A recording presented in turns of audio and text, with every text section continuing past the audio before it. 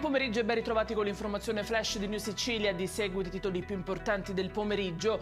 In apertura la commemorazione della Premier Giorgia Meloni del presidente della regione siciliana Renato Schifani in occasione della giornata del ricordo dei caduti militari e civili nelle missioni internazionali per la pace. Oggi, come 21 anni fa, in un attentato a Nassiriya perdevano la vita 19 italiani.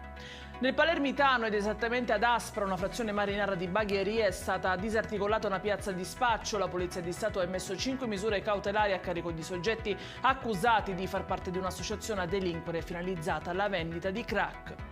E rimaniamo nel capoluogo siciliano. A Carini 2 sorelle di 76 e 78 anni sono state investite dal conducente di una Fiat Panda mentre attraversavano la strada. Ricoverata all'ospedale civico, la loro prognosi resta riservata.